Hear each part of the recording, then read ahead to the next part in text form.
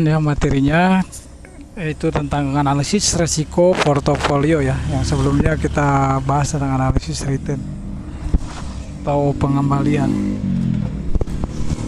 Oke, yang pertama kelebihan dari investasi dalam bentuk portofolio ya dibandingkan dengan aset tunggal. Jadi kita bisa mengurangi risiko ya, seperti yang sudah ditunjukkan dari grafik ya. Di grafik hubungan antara jumlah aset atau jumlah saham dengan di dalam portofolio dengan tingkat risikonya. Jadi semakin tinggi semakin banyak jumlah sahamnya, maka risikonya akan jadi semakin rendah ya, atau menurun ya. Oke ya, dan ini tanpa harus mengurangi tingkat return yang diharapkan. Logikanya sudah dijelaskan di sebelumnya ya. Kalau kita punya 10 ya, dari 10 saham itu kalau misalkan ada yang turun 3 harganya, 3 buah saham harganya turun. Nah, yang 7 sahamnya itu ada kemungkinan yang naik gitu. Oke.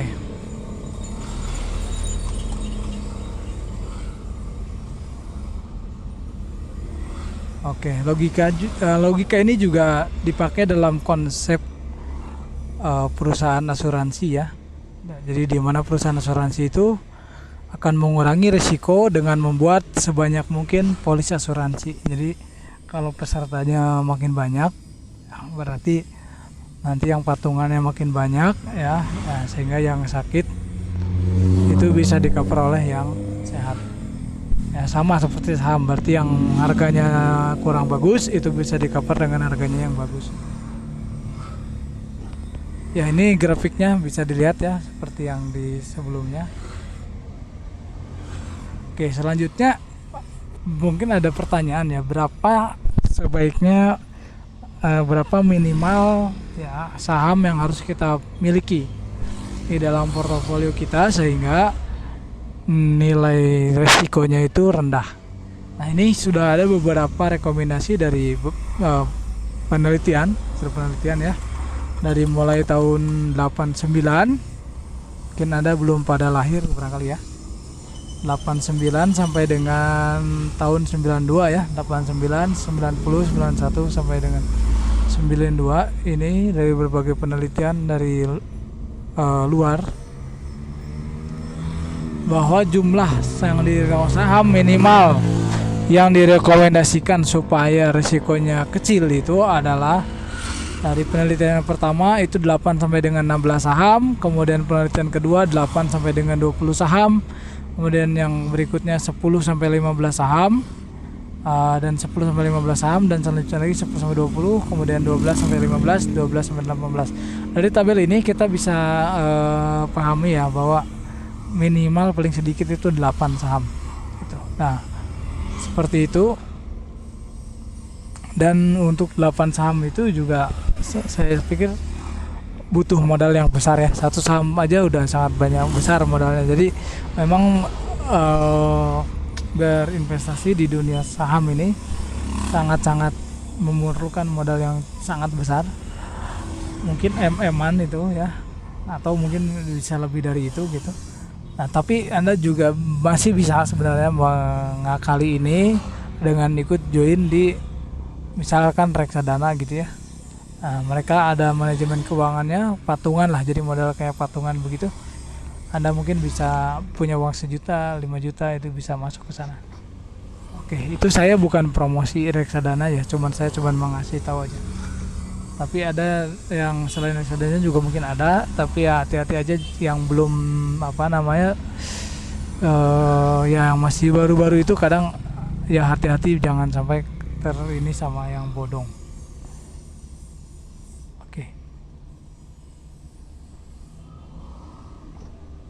Oke, ini juga sama ya. Oke. Selanjutnya kita lihat untuk kasus di Indonesia dan Filipina. Ini kasusnya di kita ya, penelitian tentang beberapa jumlah saham minimal yang harus dimasukkan dalam portofolio saham juga pernah dilakukan oleh Tande Lilin tahun 98 di pasar modal Indonesia dan Filipina. Ini 98 ini posisi sedang bergejolak ya di Indonesia nih. Jadi menuju inflasi ya. Itu. Jadi krisis moneter. Kemudian penelitian tersebut menghasilkan rekomendasi bahwa untuk meminimalkan risiko portofolio setidaknya diperlukan 14 saham untuk pasar modal Filipina dan 15 saham untuk pasar modal Indonesia. Nah, jadi dalam hal ini ketika kita berinvestasi, risiko itu bisa diturunkan ya. Tuh, tadi yang sebelumnya juga dibahas, ada risiko sistematis dan ada risiko yang tidak sistematis. Seperti itu.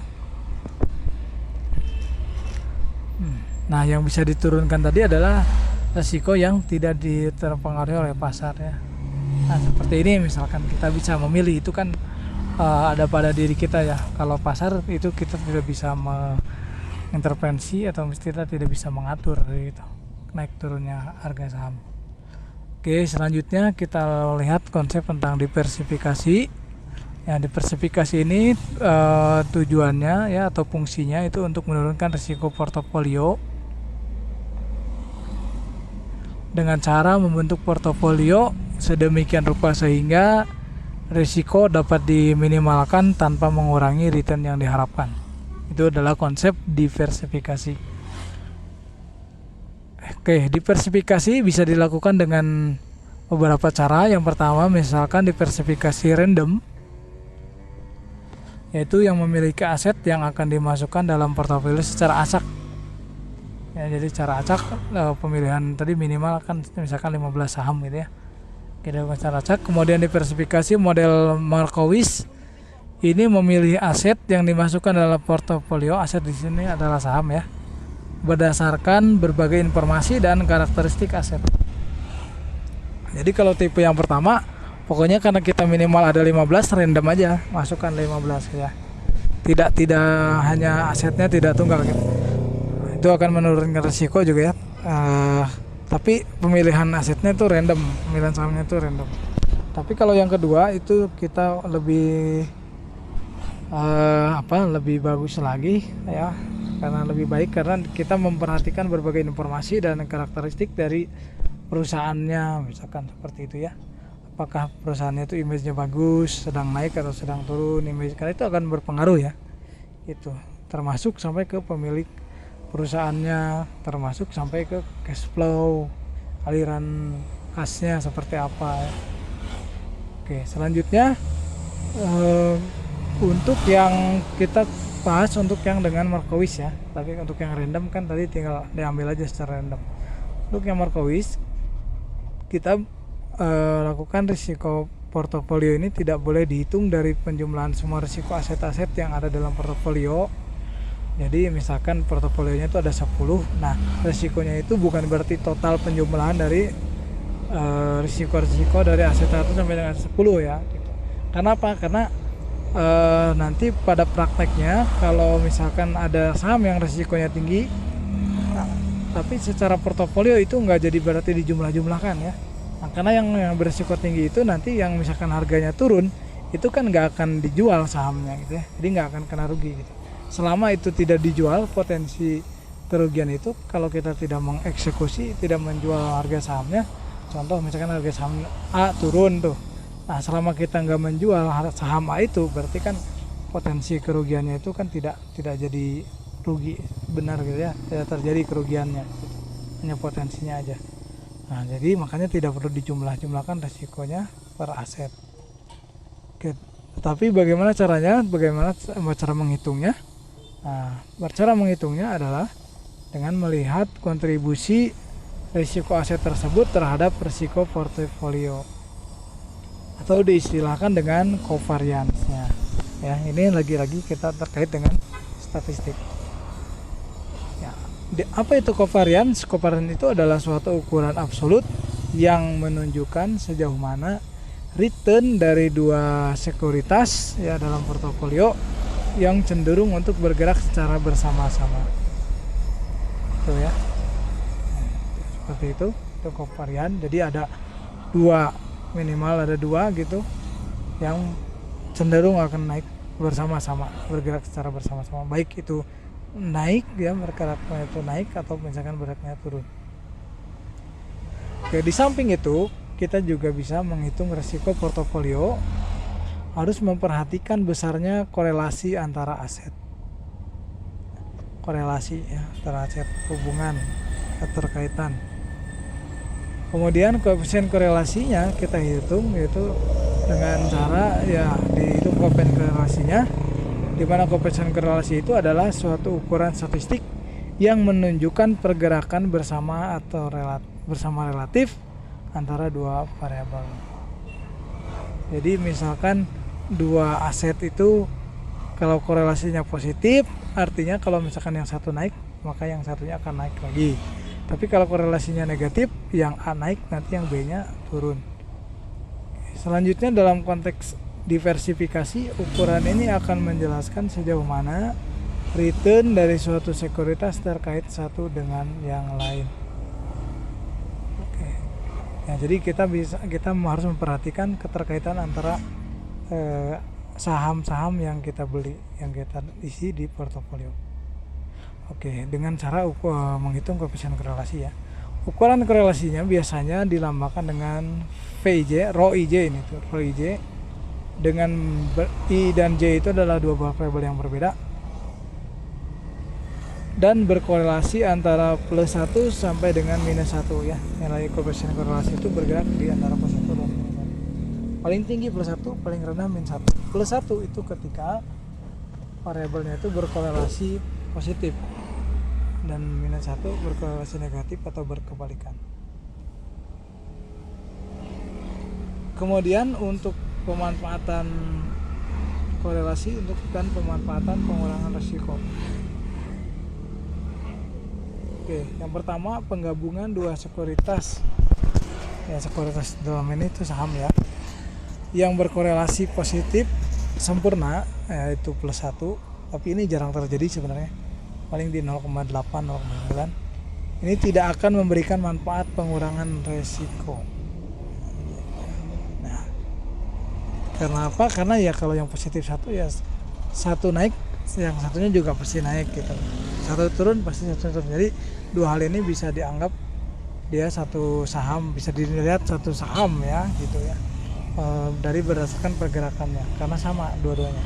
Kemudian yang kedua, penggabungan dua sekuritas yang berkorelasi nol akan mengurangi risiko portofolio secara signifikan. Nah, yang dimaksud dengan korelasi nol itu adalah dia yang sahamnya itu tidak saling mempengaruhi gitu. Contohnya begini ya, saya punya saham ABC. Nah, ternyata saham AB itu dia berkorelasi positif satu ya, korelasi sempurna. Artinya kalau si A naik, si B juga naik. Nah, jadi kalau dua saham ini kita beli dua-duanya, dimasukkan ke dalam portofolio kita, nah dua saham ini tidak akan mengurangi risiko karena kalau satu naik, satunya juga akan naik, jadi dianggap jadi satu.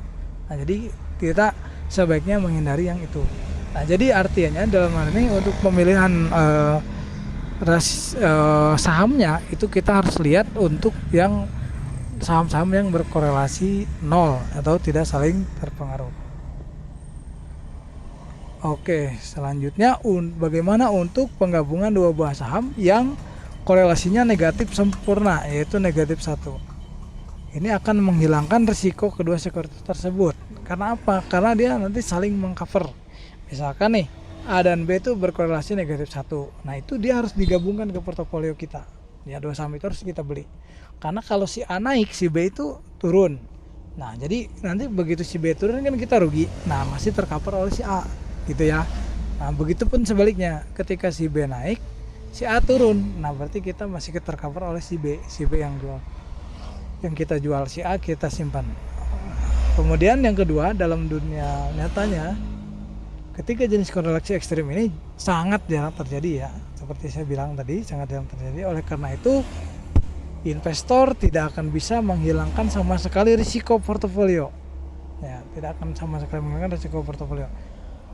Hal yang bisa dilakukan adalah mengurangi risiko portofolionya. Ya, hanya mengurangi ya, bukan menghilangkan risikonya. Oke, selanjutnya kita lihat estimasi return untuk portofolio. Return yang diharapkan dari suatu portofolio itu bisa diestimasi dengan menghitung rata-rata tertimbang dari return yang diharapkan dari masing-masing aset individual yang ada dalam portofolio. Rumusnya adalah ERV. Ini itu adalah ekspektasi return ya, P-nya portofolio. Kemudian sigma 1 sampai dengan 10 ya, W atau N ya, nih N untuk supaya bisa ini persamaan 10 gitu ya. Jadi kegeser ke sana. Itu atasnya itu adalah N. Jadi N aset, N saham. WI kali E kali ekspektasi RI. Ya. Di mana WI itu adalah WI biasanya menilai pembobotan. Oke.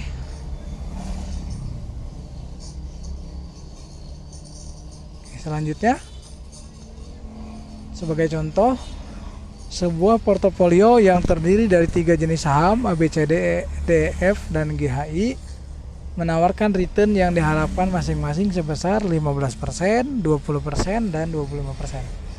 Misalnya persentase dana yang diinvestasikan pada saham ABC sebesar 40%, saham DEF 30%, dan saham GHI 30%. Maka return yang diharapkan adalah, atau ekspektasi returnnya adalah, nah, kita lihat rumus yang tadi ya. Oke.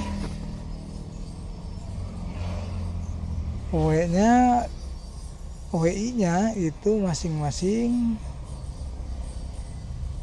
40%, 0,4, kemudian 0,3 dan 0,3. Ya, jadi kita tinggal kalikan aja WI dengan ekspektasi return masing-masing. Jadi 0,4 kali 0,15 karena 15% untuk ABC ini, tambah 0,3 kali 0,2 tambah 0,3 kali 0,25. Jadi ekspektasi returnnya adalah 19,5% untuk 3 saham tersebut ya, atau untuk satu portofolio tersebut. Itu ya. Oke. Selanjutnya, dalam menghitung risiko portofolio ada 3 hal yang perlu ditentukan, yaitu yang pertama varian setiap sekuritas, kemudian covariance tadi ya, antara satu sekuritas dengan sekuritas lainnya, kemudian bobot portofolio untuk masing-masing sekuritas. 3 hal tersebut ya. Bobot ini di sini adalah WA, kita sebutkan WA, W ya. Kemudian untuk contoh kasus 2, kualitas rumus yang dipakai adalah rumus 11 di sini ya, yaitu sigma V. Sigma V-nya adalah standar deviasi portofolio, itu sama dengan WA kali sigma A kuadrat kali sigma A kuadrat sama dengan WB kuadrat kali sigma B kuadrat, dan seterusnya, ditambah 2 WAB WA WB, kemudian rho AB, kemudian ditambah dengan sigma A sigma B pangkat setengah 1/2. Oke, dimana rho AB itu adalah koefisien korelasi antara aset A dan B. Selanjutnya, portofolio yang tercontohnya portofolio yang terdiri dari saham A dan B masing-masing, ini 2 saham ya, masing-masing menawarkan return sebesar 10% dan 20%, serta standar deviasi masing-masing sebesar 0,3 dan 60%. Nah, standar deviasi ini juga selain dilihat untuk risiko, kita juga bisa menafsirkan fluktuasi harga sahamnya. Artinya kalau di sini A dan B, kalau A itu 30% standar deviasinya, berarti fluktuasinya itu lebih kecil ya daripada yang B yang 60%. Itu artinya naik turunnya itu lebih sering B daripada yang A. Kemudian alokasi dana investor yang kedua, alokasi dana investor pada kedua aset tersebut masing-masing sebesar 50% ya. Ini untuk pembobotannya untuk setiap aset. Nah, maka perhitungannya kita gunakan rumus yang tadi, pakai standar deviasi ya, rho P sama dengan W 0,5 kuadrat kali 0,3 kuadrat ditambah 0,5 kuadrat tambah 0, dikali 0,6 kuadrat tambah dengan 2 kali 0,5 tambah kali 0,5 lagi dikali rho AB ya, gitu. Kemudian dikali 0,3 kali 0,6 pangkat 1/2. Oke, selanjutnya nih kita hitung ya, dan dapat angka 0,1125 tambah 0,09 kali rho AB pangkat 1/2.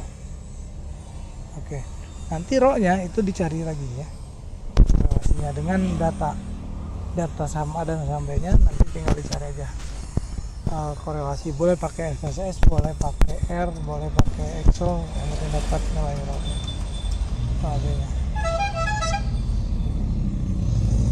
Oke, selanjutnya berikut adalah tabel risiko portofolio A dan B jika dihitung dalam berbagai skenario koefisien korelasi. Oke, ini kalau berdasarkan rho-nya ya. Pertama, untuk rho-nya +1 itu nanti standar deviasinya 45%. Kalau rho-nya itu 0,5 maka 39,8%. Kalau rho-nya 0,2 maka 36,1%, dan seterusnya sampai dengan 15%. Oke. Artinya di sini untuk kalau korelasinya semakin tinggi, maka nilai standar deviasinya juga semakin tinggi. Next, bagaimana jika jumlah aset yang dimasukkan dalam portofolio lebih dari 2 sekuritas, atau dalam hal ini N sekuritas. Tadi kan 2 ya, sekarang kalau yang N sekuritas. Rumus untuk menghitungnya akan menjadi lebih rumit ya, yaitu dengan rumus seperti ini ya. Tapi Anda double sigma di sana, WI WJ, sigma IJ, I-nya itu tidak boleh sama dengan J. Nah, ini agak rumit kalau dijabarkan, tapi akan lebih mudah kalau kita menggunakan tabel seperti ini. Oke ya, bisa terlihat di tabel. Nah ya, di tabel seperti ini. Jadi misalkan asetnya itu 2, berarti W1 kali W1 sigma 1 kali sigma 1, jadi kan W1 kuadrat sigma 1 kuadrat ditambah dengan W1 W2 kali sigma 1 2 ditambah W2 kuadrat sigma 2 kuadrat tambah W2 kali W1 sigma 1 2. Nah, seperti ini lebih mudah. Kalau N jadinya nanti dijumlahkan, kalau 3 misalkan dijumlahkan aja yang 3 ya.